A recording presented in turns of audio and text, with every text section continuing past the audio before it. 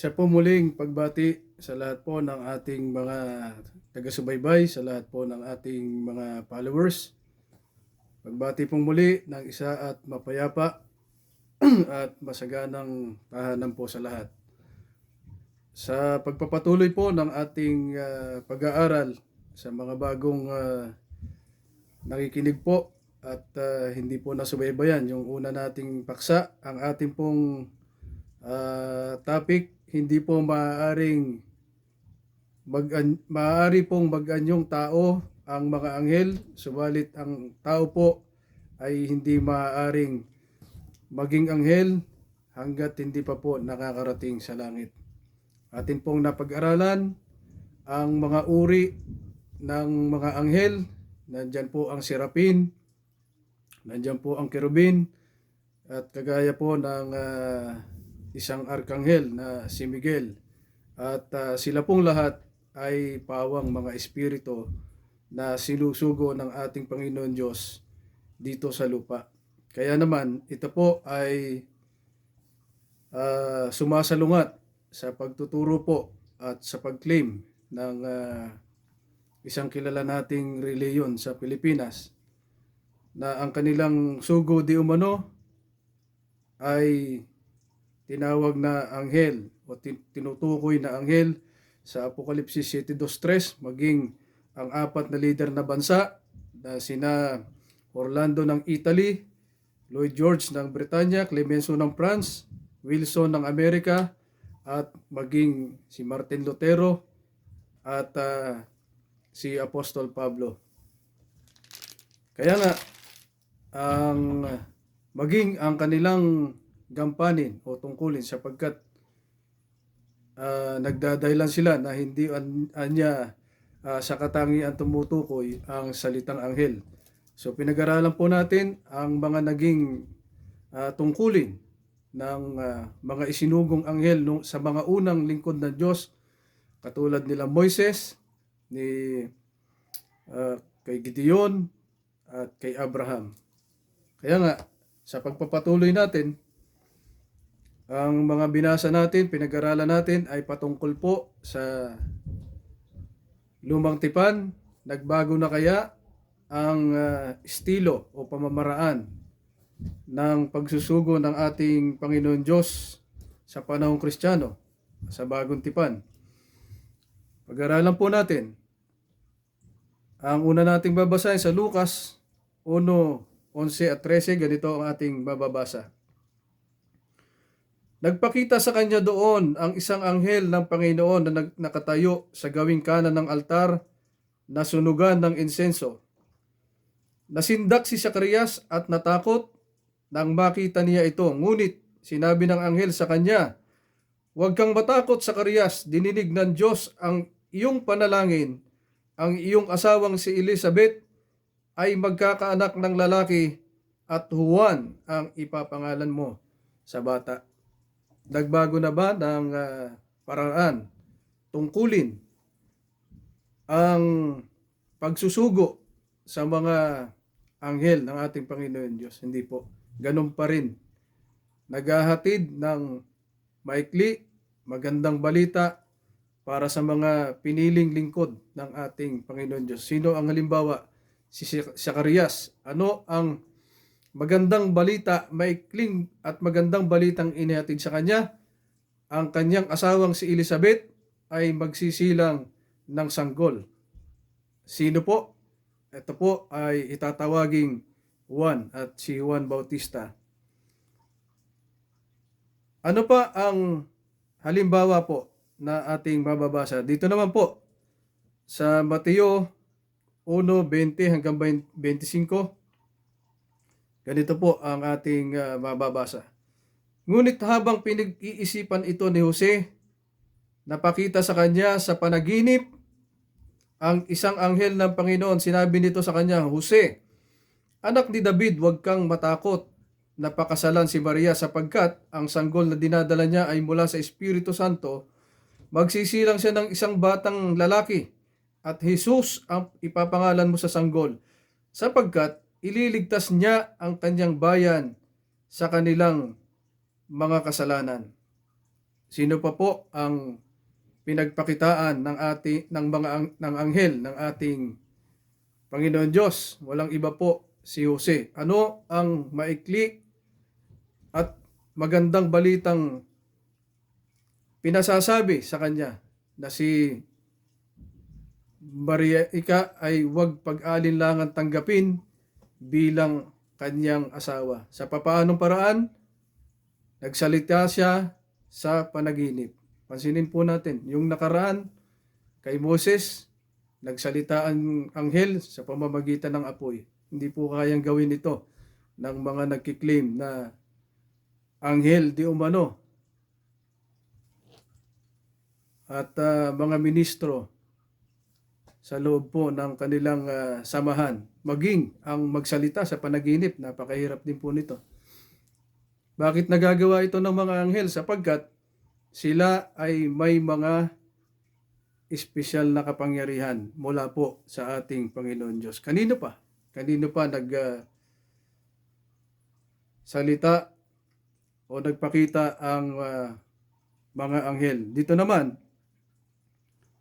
sa Lucas 1:28 hanggang 30, ganito po ang ating mababasa.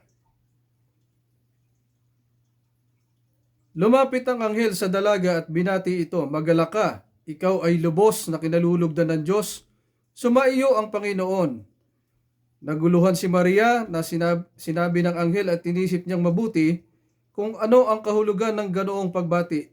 Sinabi sa kanya ng anghel, "Huwag kang matakot, Maria, sapagkat magiging kalugod-lugod ka sa Diyos. Makinig ka, ikaw ay maglilihi at manganganak ng isang sanggol na lalaki at siya'y pangangalanan mong Jesus." Sino pa po ang pinagpakitaan ng anghel ng ating Panginoon Diyos? Walang iba po kundi si Maria. Ano ang mensahe? Maikli, mahalagang mensahe na ipinarating sa kanya ng Panginoon Diyos sa pamamagitan ng anghel na si Gabriel. Sabi ay, "Huwag kang matakot sapagkat ikaw ay pinili na nakalugod-lugod sa ating paningin ng Panginoon Diyos at ikaw ay maglilihi ng isang bata sa pamamagitan ng Espiritu Santo. Ang ipapangalan sa kanya ay Jesus." Sa mga tweet, hindi po nagbago ng pamamaraan. Hindi po nagbago ng estilo ng paghahatid ng maikli at mahalagang balita sa mga piniling lingkod ng ating Panginoon Diyos. Bakit ginagawa ito ng mga anghel? Napakaikli na maghatid ng maikling balita. Sapagkat hindi po sila tagalupa. Sila po ay mga espiritu na isinusugo ng ating Panginoon Diyos at kaagad na sila ay bumabalik din sa langit sapagkat tagalangit sila. Kaya naman,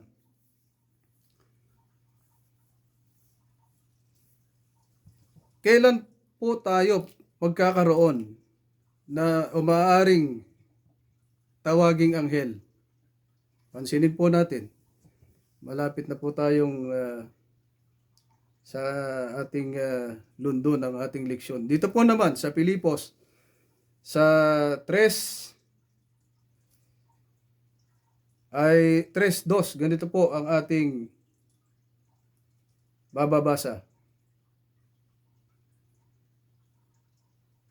Sa pamamagitan ng kapangyarihang ginamit niya sa pagpapasuko sa lahat ng bagay, ang ating katawang lupa na may kahinaan ay babaguhin niya upang maging maluwalhating tulad ng kanyang katawan. Kailan po tayo magkakaroon o maaring tawaging anghel? Kapag binago na po ang ating katawang lupa, ang ating katawang may kasiraan. Kailan po yun? Basahin po natin. Dito po naman sa aklat po ng Apokalipsis 7:14 at 15. "Ginoo, kayo po ang nakakaalam ng sagot ko at sinabi niya sa akin, sila ang mga nanggaling sa matinding kapighatian. Nilinis nila at pinaputi ang kanilang damit ng dugo ng kordero. Iyan ang dahilan kung bakit sila ay nasa harap ng trono ng Diyos at naglilingkod sa Kanya sa templo araw at gabi. Kailan po? Kapag tayo po ay nabago na ng ating katawang maluwalhati, kailan po yun? Kapag tayo ay nandoon na sa trono, sa kaharian ng ating Panginoon Diyos at ng ating Panginoong Hesukristo. Pinatutunayan po ba ito ng ating Panginoong Hesukristo? Pakinggan po ninyo. Sa Mateo 22:29 hanggang 30, ganito po ang ating bababasa. Sumagot si Jesus sa kanila, kayo ay naliligaw at hindi ninyo nalalaman ang kasulatan, ni ang kapangyarihan ng Diyos. Ito ay sapagkat sa muling pagkabuhay, wala nang mag-aasawa at ibibigay sa pag-aasawa. Sila ay katulad ng mga anghel ng Diyos sa langit. Kailan po tayo magiging katulad ng anghel? Kapag tayo ay nasa langit na. Pinatutunayan po ba ito ng ating Panginoong Jesucristo? Pinatutunayan po niya ito. Tayo ay magiging katulad ng anghel. Kaya nga, gaya ng ating paksa, hindi po maaaring angkinin. Mas lalo nang hindi maaaring mag-appoint ng anghel ang isang karaniwang tao sapagkat napakalaki ng pagkakaiba ng anghel sa karaniwang tao. Sana po ay malinaw sa atin ang katuroang ito. Maaaring sabihin po ng ilan, bakit ako nangangaral ng ganitong klaseng pagtuturo?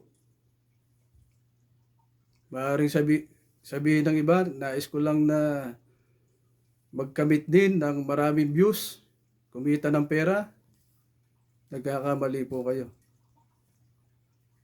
Ano po ang dahilan? Dito po sa Tadeo 1:22 at 23. Ganito po ang ating mababasa. Kaawaan ninyo ang nag-aalinlangan. Agawin ninyo ang mga hahatulan sa apoy ng paghuhukom. Ang iba namay, kaawaan ninyo ng may halong pag-iingat. Kasuklaman ninyo kahit ang damit niyang nadumihan dahil sa kahalayan. Bakit ko po ginagawa ang pagtuturong ito, pagtutuwid na ito? Sapagkat utos po ng ating Panginoon Diyos na nakasulat po sa banal na kasulatan. Kung tayo ay nalalaman natin ang katotohanan, ibahagi po natin sa iba, kaawaan, para hindi po sila manatili sa maling paniniwala, sa maling katuruan, sa maling pananampalataya, para makarating po tayong lahat sa tamang pagkaunawa ng mga banal na kasulatan. Kaya nga, ano po ang isa rin payo sa atin?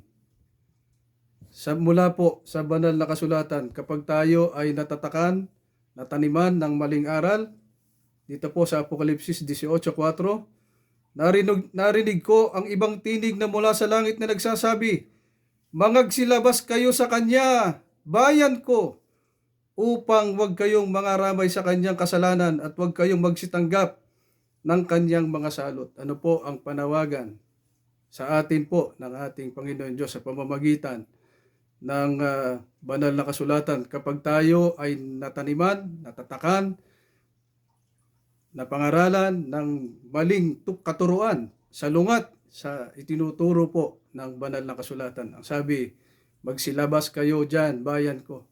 Pansinin po natin yung salitang bayan ko. Ito po ba ang iglesyang ipinagmamalaki natin, bayan ng Diyos sa huling araw? Pansinin po ninyo ang pagtuturo at pakinggan ninyo ang huling talata.